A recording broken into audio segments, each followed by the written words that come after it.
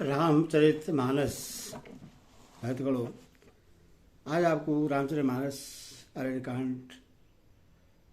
अरण्यकांड का शेष भाग हिंदी में सुनाऊंगा। इसको ध्यानपूर्वक सुनिए और इस वीडियो को लाइक सब्सक्राइब जरूर करें। सुनिए। नर्मता के बिना नरता न होना चाहिए। प्रीति और मत अहंकार से गुणवान शीघ्र ही नष्ट हो जाते हैं। इस प्रकार नीति मैंने सुनी है। शत्रु, रोग, अग्नि, पाप, स्वामी और सर्प को छोटा करके नहीं समझना चाहिए। ऐसा कहकर शोभा अनेक प्रकार से विलाप करके रोने लगी। रावण की सभा के बीच वह व्याकुल होकर पड़ी हुई बहुत प्रकार से रो रो कर कह रही है कि अरे दशग्रीव, तेरे जीते जी मेरी क्या ऐसी दशा होनी चाहिए। शोभा के वचन सुनते ही सभासद अकुला उठे। उन्होंने शोभा की बाह पकड़कर उससे उठाया और समझाया। लंकावती, रावण ने कहा, अपनी बात तो बता, किसने तेरे नाक कान काट लिए? वह बोली, अयोध्या के राजा दशरथ के पुत्र, जो पुरुषों में सिंह के समान हैं, वन में शिकार खेलने आए हैं। मुझे उनकी करनी ऐसी समझ पड़ी है कि वे पृथ्वी को राक्षसों से रहित कर देंगे। जिनकी भुजाओं का बल पाकर हे दशमुख मुनि लोग वन में निर्भय होकर विचरने लगे हैं। वे देखने में तो बालक हैं, पर हैं काल के समान। वे परम धीर, श्रेष्ठ धनुधर और अनेकों गुणों से युक्त हैं। दोनों भाइयों का बल और प्रताप अतुल्य है।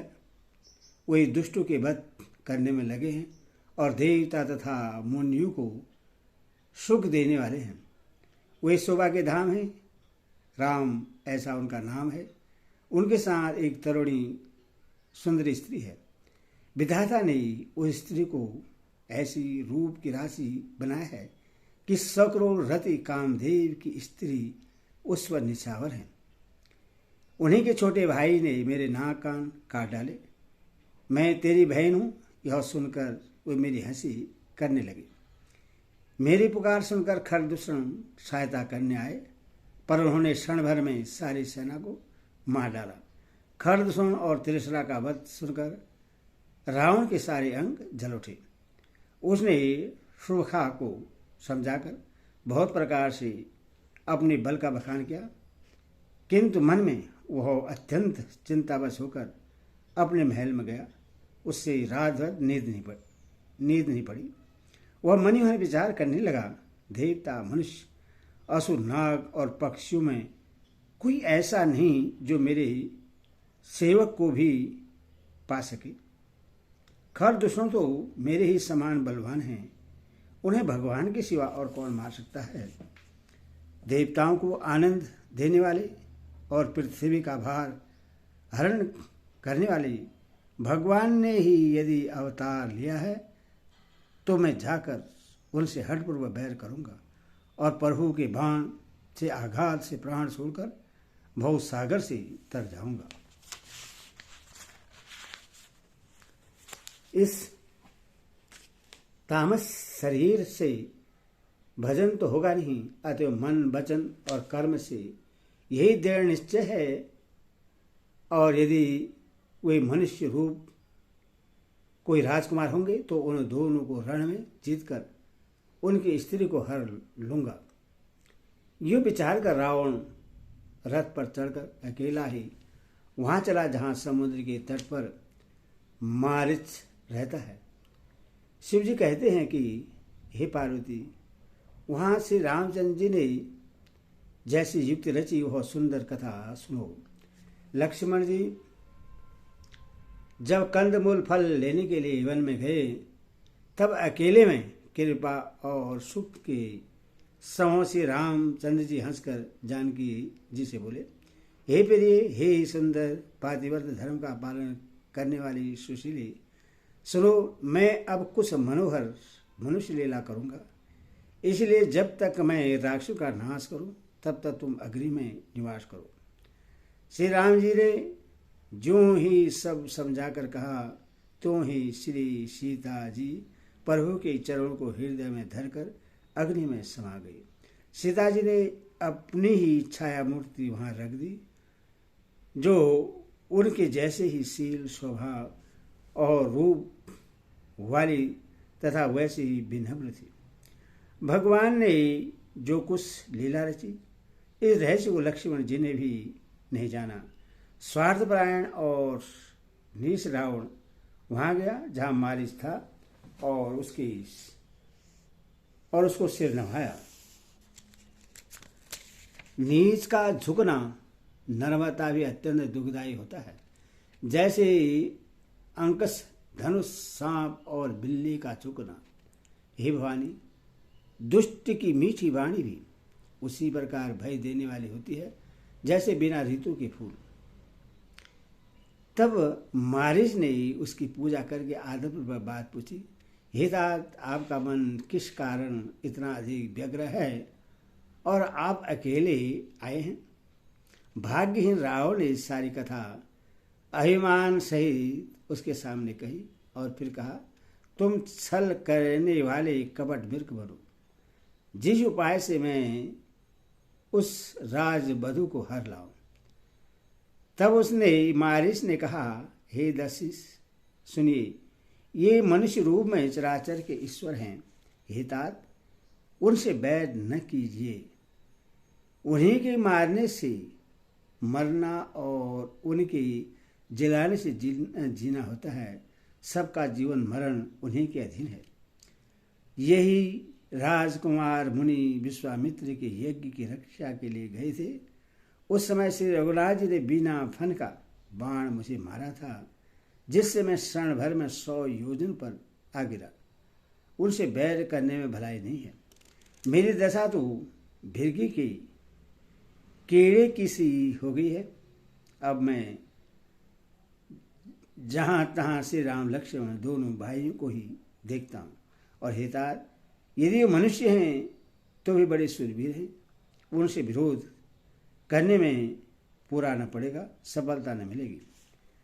जिसने ताड़िका और सुबाहु को मारकर शिवजी का धनुष तोड़ दिया और खर, दूषण और तिरस्रा का वध कर डाला, ऐसा प्रचंड बलि भी कहीं मनुष्य हो सकता है?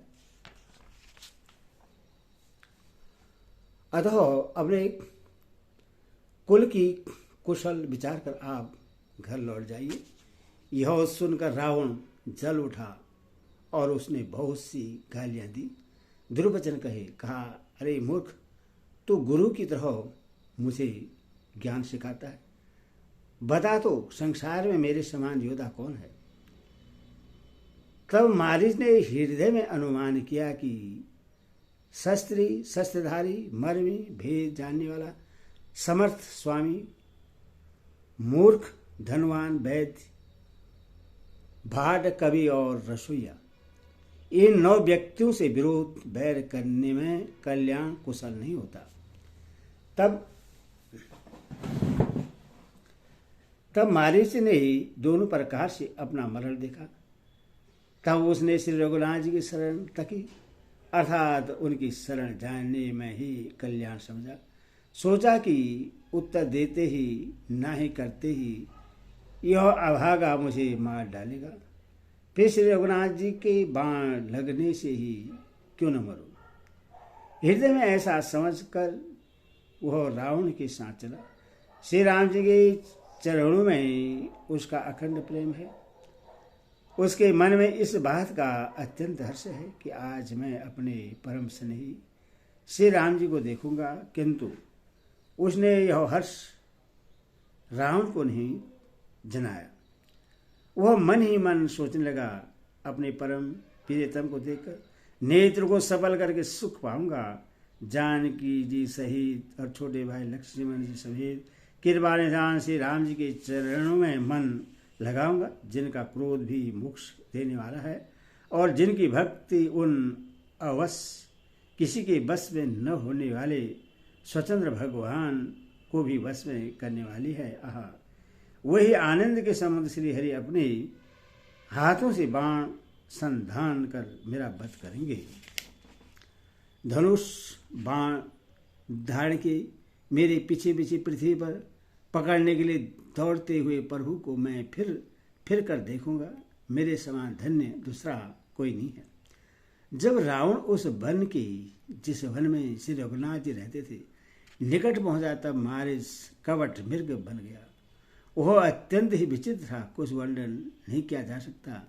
सोने का शरीर मणियों से जगड़ कर बनाया था। सीता जी ने उस परम सुंदर हिरण को देखा, जिसके अंग अंग की छटा अत्यंत मनोहर थी। वे कहने लगी, हे देव, हे कृपालु रघुवीर, सुनिए, इस मृग की चाल बहुत ही सुंदर है। जानकी जी ने कहा, हे सत्य प्रत्यक्ष प्रभु, इसको मारकर इसका चमड़ा ला दीजिए। तब श्री रघुनाथ जी ने मारीच के कवट मृग बनने का सब कारण जानते हुए भी देवताओं का कार्य बनाने के लिए हर्षित होकर उठे। हिरण को देखकर श्री राम जी ने कमर में फटा बांधा और हाथ में धनुष लेकर उस पर सुंदर दिव्य बाण चढ़ाया। फिर प्रभु ने लक्ष्मण जी को समझाकर कहा, हे भाई, वन में बहुत से राक्षस फिरते हैं। तुम बुद्धि और विवेक के द्वारा बल और समय का विचार करके सीता जी की रखवाली करना। प्रभु को देखकर मृग भाग चला। श्री रामचंद्र जी भी धनुष चढ़ाकर उसके पीछे दौड़े।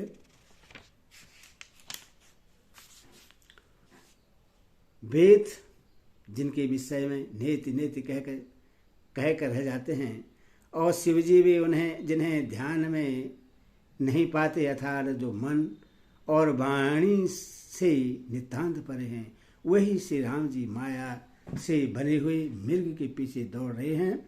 वह कभी निकट आ जाता है, फिर दूर भाग जाता है, कभी तो प्रकट हो जाता है और कभी छिप जाता है। इस प्रकार प्रकट होता और छिपता हुआ तथा बहुत तेरे छल करता हुआ वह प्रभु को दूर ले जाता है। तब श्री रामचंद्र जी तक कर निशाना साध कर कठोर बाण मारा, जिसके लगते ही वह घोर शब्द करके पृथ्वी पर गिर पड़ा। पहले लक्ष्मण का नाम लेकर उसने पीछे मन में श्री राम जी का स्मरण किया। प्राण त्याग करते समय उसने अपना राक्षसी शरीर प्रकट किया और प्रेम से श्री राम जी का स्मरण किया। सुजान सर्वज्ञ श्री राम जी ने उसके हृदय की प्रेम को पहचान कर उससे वह गति अपना परम पद दी, जो मुनियों को भी दुर्लभ है। देवता बहुत से फूल बरसा रहे हैं, प्रभु के गुणों की गाथाएं स्तुतियां गा रहे हैं कि श्री रघुनाथ जी ऐसे दीनबंधु हैं कि उन्होंने असुर को भी अपना परम पद दे दिया। दुष्ट मारीच को मारकर श्री रघुवीर तुरंत लौट पड़े। हाथ में धनुष और कमर में तरकस शोभा दे रहा है। इधर जब सीता जी ने दुख भरी वाणी मरते समय मारीच की हा लक्ष्मण की आवाज सुनी, तो वह बहुत ही भयभीत होकर लक्ष्मण जी से कहने लगे, हरिओम तत्सद, हरिओम तत्सद। बोले श्री रामचंद्र की।